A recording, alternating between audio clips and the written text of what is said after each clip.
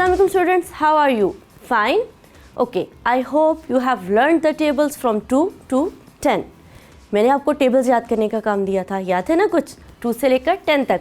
मुझे उम्मीद है कि आपने बहुत अच्छे से याद कर लिया होगा। कल हमने मल्टीप्लिकेशन की ऑब्जेक्ट्स के साथ, आज हम किसके साथ करने वाले हैं मल्टीप्लिकेशन?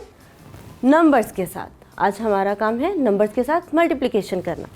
तो चलिए स्टार्ट करते हैं।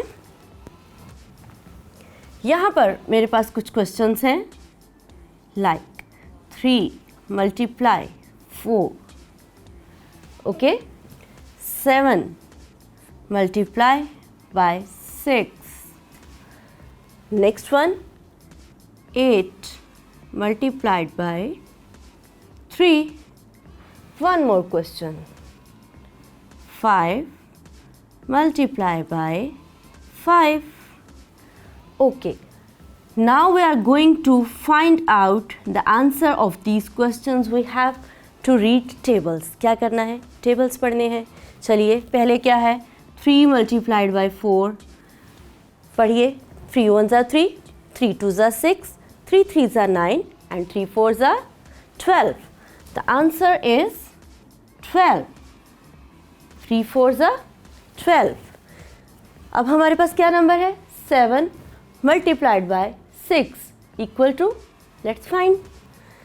7 का टेबल हम कहाँ तक पढ़ने वाले हैं? 6 तक। पढ़िए मेरे साथ। 7 1s are 7, 7 2s are 14, 7 3s are 21, 7 4s are 28, 7 5s are 35 and 7 6s are 42. The answer we will write here 7 6s are 42. तो बच्चों जब आपको टेबल्स आते होंगे तो हमें आंसर्स भी जल्दी जल्दी पता चल जाएंगे, और अगर नहीं आते होंगे तो ये क्वेश्चंस आपके लिए बहुत मुश्किल हो जाएंगे। इसलिए पहले अपने टेबल्स पर फोकस लाजमी कीजिए। अब हमारे पास है 8 मल्टीप्लाइड बाय 3। 8 का टेबल पढ़ना है 3 तक।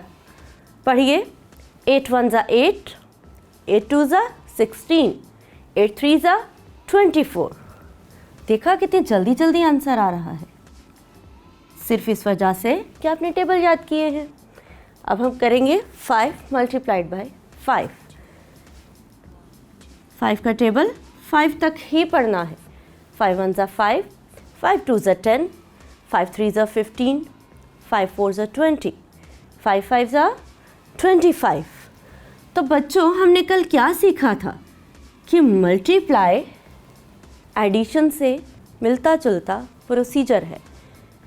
क्वेश्चन तो आपने इसी तरह सॉल्व करने हैं, लेकिन जस्ट फॉर योर कन्वीनियंस हम यहाँ पर एक बार एडिशन के साथ भी कर देख लेते हैं। 3 कितनी बार प्लस करेंगे? 4 बार। 3 प्लस 3 प्लस 3 और प्लस 3 करके देखते हैं कि इसका आंसर भी यही आता है क्या। चलिए 3 में 3 जमा करें 6, 3 प्लस 3 6, 6 में 3 जमा करें 7 8 9, 9 में 3 प्लस करें 10 11 12। The answer is same 12। देखा बच्चों, पता चला आपको कि जब हमने मल्टीप्लाई किया तो भी यही आंसर था, जब हमने प्लस किया तो भी यही आंसर आया। तो बच्चों आपने ये वाले क्वेश्चंस इस तरह प्लस में खुद से सॉल्व करने हैं ताकि आपको अच्छे से ये कॉन्सेप्ट समझ में आ जाए। चलिए अब हम इन क्वेश्चंस को वर्टिकली सॉल्व करने की कोशिश करते हैं, और ये वाला काम आपने प्रैक्टिस के तौर पर करना है। Okay, let's start now vertically multiplication questions.